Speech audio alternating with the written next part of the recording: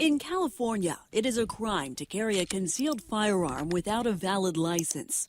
Under state law, county sheriffs have the authority to issue a concealed carry weapons license, or CCW, to any qualified resident, assuming they meet the requirements. The laws are very clear. According to California's state statute, the sheriff of a county may issue a concealed carry weapons license to applicants who pass a background check and show proof of the following: good moral character, be a resident of the county, has completed a course of training, but they no longer have to demonstrate good cause.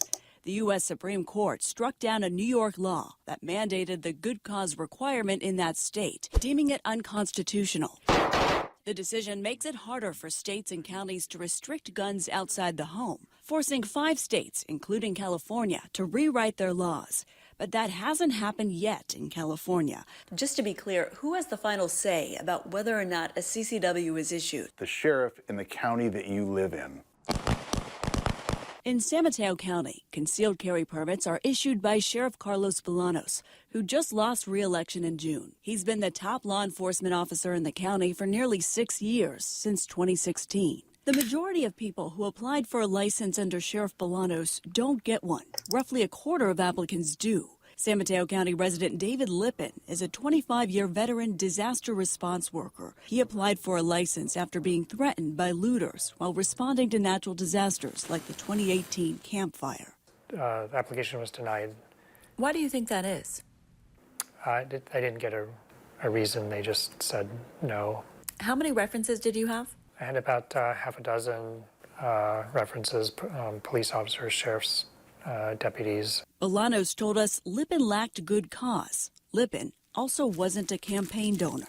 But the ABC 7 News I-team found most people who applied for a license and who contributed to Bolanos' campaign got theirs approved. While it's a small group, some critics are raising questions about potential favoritism in the process. Public records obtained and analyzed by the I-team from 2018 through 2021 show among non-donors who applied for a new license, about 22% were approved, whereas among donors, around 88% were approved. That's a huge number. We brought this to Ann Ravel, who served on the Federal Election Commission under the Obama administration. The FEC is an independent regulatory agency designed to administer and enforce campaign finance laws. Does that stand out to you? That in and of itself makes it look like there's bias to provide those permits to donors. Several people working inside the San Mateo County Sheriff's Office told the ABC 7 News I-team they felt pressured by Sheriff Bolanos and other high-ranking staff to issue concealed carry weapons licenses to people who were friends or donors to his campaign.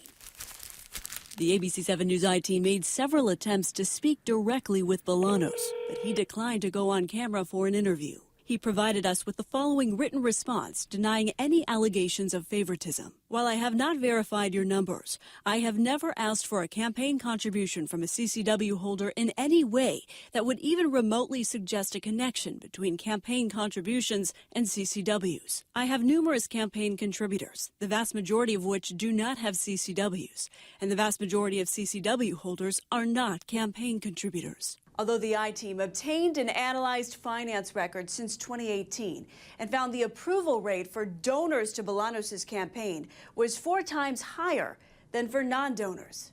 That, I think, is a problem when the statistics are so extreme. We spoke to 4 senior law enforcement sources who believe some of these requests received preferential treatment.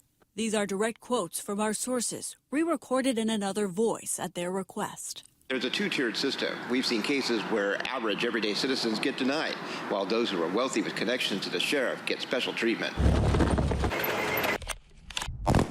We found potential evidence of that through public records. State law requires 8 hours of training for all new CCW holders and 4 hours of training for anyone renewing their license. And the statute is very clear. For applicants renewing their license, the training course should include instruction on firearm safety, firearm handling, shooting technique, along with live fire shooting exercises. But the I-team found at least 39 people did not attend the public firearms training course offered by the Sheriff's Office, according to documents obtained through a public records request. Our sources tell us most of these people were provided special accommodations for private sessions with the rangemaster or other qualified trainers.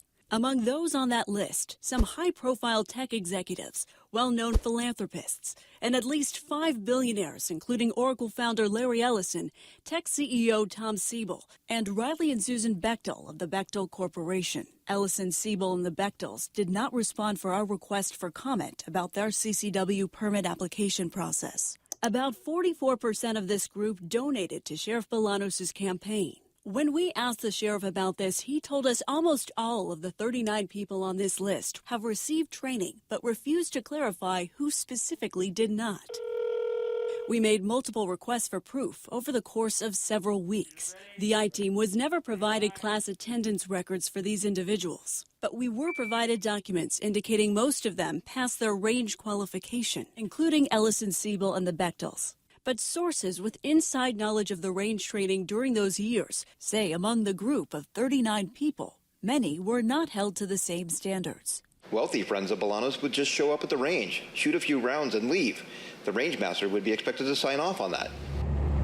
But in some cases, there was no training record at all. Upon waiting weeks for the documents, the I-Team found at least 5 people had no record of passing the required training at the range for their current licenses. In some of these cases, the sheriff's office says training records were not available because they were purged in the regular course of business, or indicated to the I-Team their record keeping was inaccurate due to transitioning from paper to electronic records. The sheriff did make personal requests for friends to get special accommodations for private one-on-one training with the rangemaster, according to emails obtained by the I-Team. Of the few examples shared with us, all happened to be donors to Bolanos' campaign. Other examples were requests made for 3 people who serve on the sheriff's office advisory board. That's like the good old brothers club, okay? All right? Several law enforcement sources told the I-Team. There's a lot of fear. If you don't donate to the sheriff's campaign, you're not showing your allegiance. But if you do, you'll be reported. The I-Team cross-referenced recent promotions in the sheriff's office with campaign contributions and found more than half of sergeants, lieutenants, and captains promoted in 2021 through February of 2022 made donations to Bolanos' campaign. We sat down with attorney Jim Sutton with the San Francisco-based Sutton law firm, who specializes in election law. Is this pretty common? In my experience, I don't think that would be common. I think it is marked that such a high percentage of people who receive some type of promotion in the office also then contributed to his campaign. To put this in perspective, the I-Team obtained public records on promotions in several other county sheriff's offices. We found the correlation between recent donors who were promoted in San Mateo County was more than double or triple what was seen in other counties. For example, not one of the 50 promotions within the Alameda County Sheriff's Office donated to Sheriff Greg Ahern, who lost re-election. 1 out of 7 employees promoted in the Marin County Sheriff's Office donated to elect Jamie Scardina.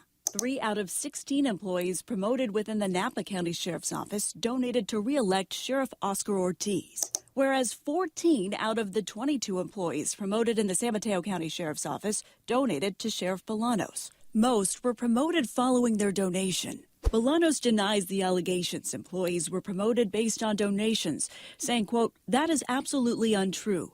I promote people based on their placement on the civil service list and their general performance." Bolanos will be replaced by Sheriff-elect Christina Corpus, who vows to be different. A new oversight group has formed that pledges to hold her to that promise. But I think it really goes back to the leadership at the Sheriff's Office.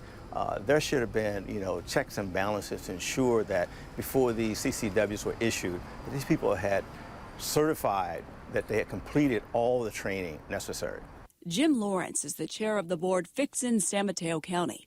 The group is working to install an independent oversight board tasked to oversee operations at the sheriff's office, if approved by the San Mateo County Board of Supervisors. Hopefully the oversight board will be installed with investigative power of subpoena.